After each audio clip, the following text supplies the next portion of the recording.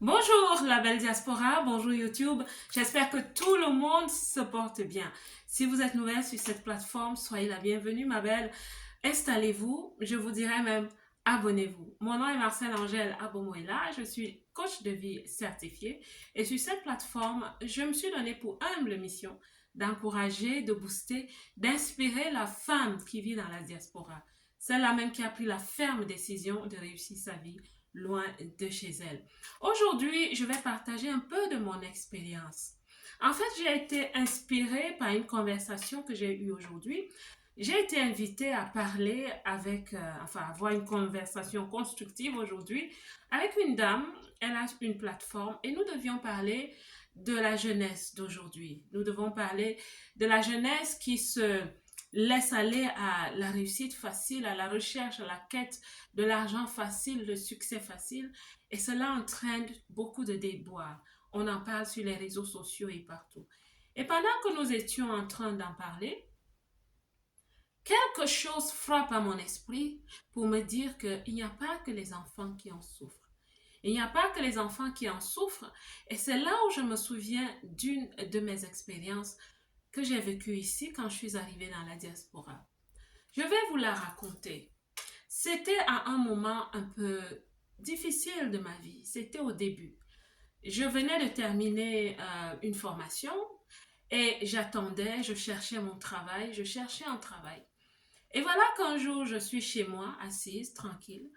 Il y a un ami qui me fait signe et qui me dit, est-ce que je peux passer chez toi? Je ne suis pas loin de la maison, de ton appartement. Je dis, bien sûr, tu peux passer. Donc, cet ami passe chez moi. En fait, d'ami, c'était quelqu'un que je connaissais dans un milieu assez recommandable, en fait, assez recommandable. Donc, il passe chez moi, je le reçois.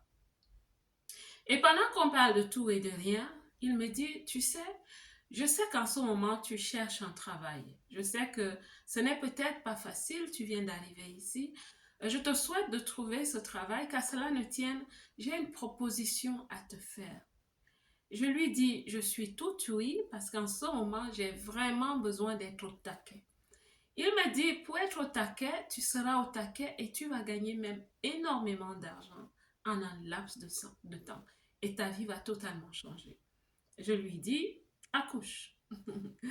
Alors il se met à me dire que voilà, il est lui-même dans un business où on gagne vraiment gros, on gagne beaucoup et en très peu de temps. Et on change totalement les vies quand on s'engage à ce business. Je lui dis, sois plus clair, élabore, de quoi est-ce que tu parles? Et là, il commence à me dire, tout ce qu'on te demandera, c'est de faire des voyages, c'est de partir d'un pays à un autre. Et vous savez, je suis dans une zone, la zone Schengen, et même en Europe en général, où les frontières sont ouvertes. Donc, il n'y a pas beaucoup de tracasseries à partir d'un pays à un autre. C'est ainsi qu'il me dit, écoute, tu sais, c'est facile ici, il y a le train, il y a les bus, il y a même la voiture. Tu peux simplement traverser la frontière avec un sac que tu vas remettre à quelqu'un. Tu n'as pas besoin de te faire des soucis, c'est simple, tu traverses juste la frontière. Je lui dis, je ne comprends pas. Et je vous assure, à l'époque, j'étais vraiment naïve parce que je n'avais jamais entendu parler de ce genre de choses. Je ne savais pas ce qui se cachait derrière. Tu transportes juste un sac. Je ne comprenais pas ce genre d'expression.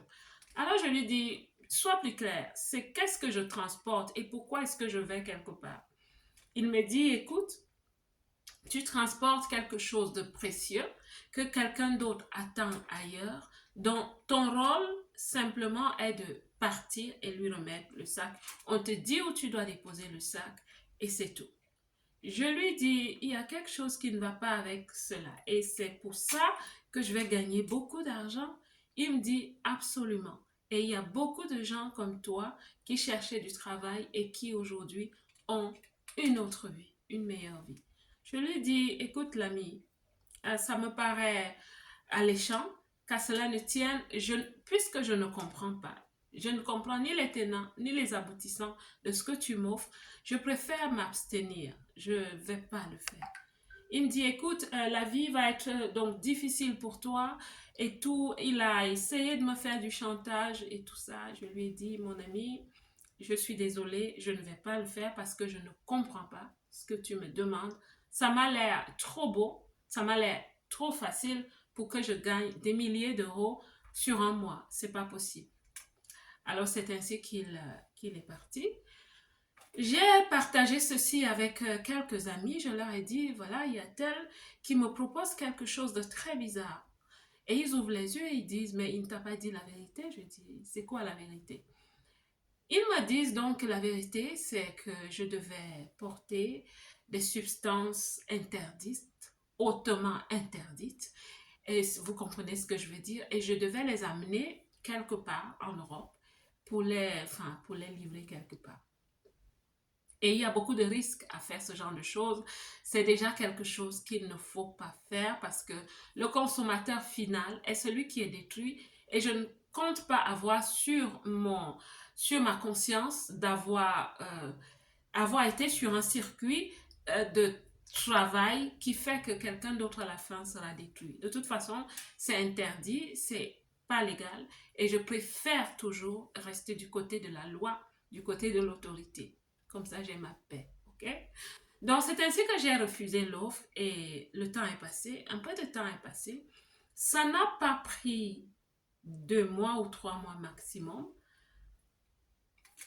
On m'appelle pour me dire, écoute, telle personne a été saisie dans un autre pays que je ne vais pas citer et qu'il est en prison. Je dis, c'est pas possible. Pourquoi? Bah écoute, il t'a proposé quelque chose et voilà donc les risques. Il est maintenant en prison. Alors il est allé en prison. Après, je n'ai pas suivi, j'avoue. Je n'ai pas suivi. Mais je sais qu'il est resté là quelque temps. Et je dis tout ceci pour dire que quand nous sommes dans la diaspora, surtout quand nous arrivons, et même après, parce que ce n'est pas évident, il faut vraiment être une championne pour réussir dans la diaspora. Quand je parle de réussite, je parle vraiment de réussir. Je ne parle pas de métro, boulot, dodo, avoir un boulot, avoir juste un appartement et se dire que c'est bon. Non, je parle vraiment de réussir, d'être satisfait, d'être épanoui. Pour réussir dans la diaspora, ce n'est pas évident. Et vous savez, on est vraiment livré à des pièges comme celui-là. Et comme je disais dans la conversation dont je vous ai parlé, j'étais en train de dire que la vie est faite de valeurs. La vie est faite de valeurs. Et est-ce que les gens choisissent? Est-ce que les gens choisissent de prendre un mauvais chemin? Est-ce que les gens choisissent de faire ce qui est mal comme ça, de façon consciente? Je ne pense pas. J'accorde le bénéfice du doute. Parce que je pense vraiment que il y a des valeurs qu'il fallait avoir dans notre temps d'enfance. Et c'est ces valeurs qui nous accompagnent dans la vie. C'est ces valeurs qui nous aident à être résilients, même quand ça ne va pas. J'ai passé des moments parfois très difficiles dans la diaspora, vraiment difficiles. Mais vous savez, une chose m'a aidé et je vais partager avec vous. Je parle de valeur, oui, mais je parle aussi de la vision, d'avoir des rêves sains, des rêves purs, quelque grands qu'ils soient, quelque fous qu'ils soient. Mais c'est bon d'avoir des rêves et d'avoir des principes, d'avoir des valeurs, d'avoir des limites qu'on ne traverse pas.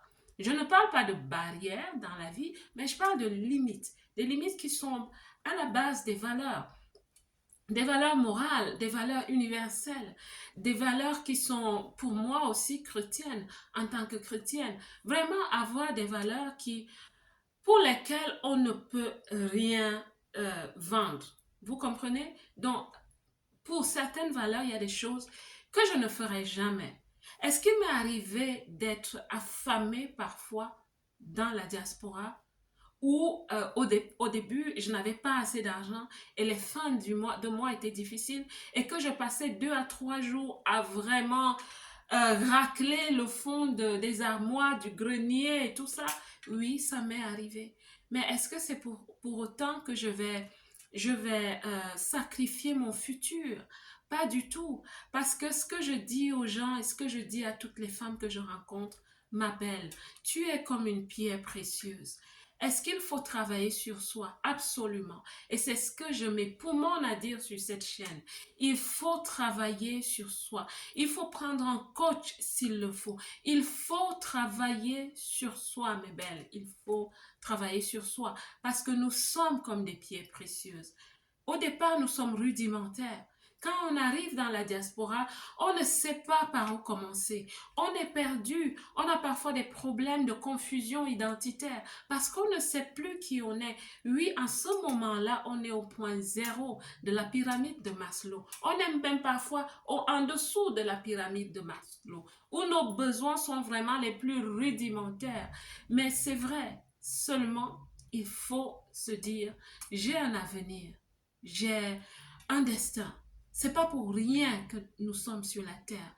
Ma belle, ce n'est pas pour rien que tu es sur la terre. Tu es là parce que tu as une mission. Et parce que tu as cette mission, il faut te créer une vision. Nous sommes des princesses qui sont appelées à devenir des reines. Et une reine a des valeurs, une princesse a des valeurs. Est-ce qu'on est princesse facilement? Non. Est-ce que la vie de princesse est même facile? Pas du tout. Mais c'est un choix qu'il faut faire à un moment donné. Il faut simplement, sincèrement accepter d'embrasser le choix, de choisir le chemin qui est meilleur, qui nous éloigne de certaines déboires. Et c'est ce que je disais aujourd'hui pour les jeunes. Je disais que c'est vrai que toute la société, toutes les instances de la société sont appelées à aider les enfants, à aider les jeunes, déjà à bas âge, à leur inculquer certaines valeurs. Oui, mais si ça n'a pas été le cas, parlons-leur de l'avenir, de la vision, des grands rêves qu'ils sont capables de réaliser, qu'ils ne sont pas nés pour rien et qu'il y a en eux quelque chose, un potentiel. Maintenant, c'est à eux d'être patients, résilients et l'accompagnement, les accompagner aussi. Écoutez, mes belles, c'est un sujet qui ne peut pas tarir, mais il faut en parler. Il ne faut pas arrêter d'en parler. Autant le mal est croissant, autant le bien doit s'élever. Autant des voix qui parlent des choses bien, des valeurs bonnes, des principes de vie doivent s'élever. Nous devons en parler, nous ne devons pas arrêter d'en parler. Donc, je m'arrête pour partager et je vous assure, dans la diaspora, des propositions indécentes, j'en ai eu énormément. J'en ai eu des propositions que si j'acceptais, je serais, je ne sais pas où aujourd'hui. Donc, c'est pas que je suis mieux que les autres, mais je valorise le fait que les valeurs qu'on nous a inculquées en tant qu'enfant, je parle de toi, je parle de moi, c'est des valeurs, franchement, malgré les situations difficiles, ma belle, ne sois pas la proie de prédateurs. Parce que nous avons aussi ça dans la diaspora. En tant que femmes, les hommes, nous sommes, nous sommes susceptibles d'être des proies pour certains prédateurs parce que ce n'est pas toujours aisé. Allez, écoute, je commence à me répéter, donc je vais m'arrêter là. Ma belle, c'est un sujet qui doit continuer autour des tables, à la maison, partout.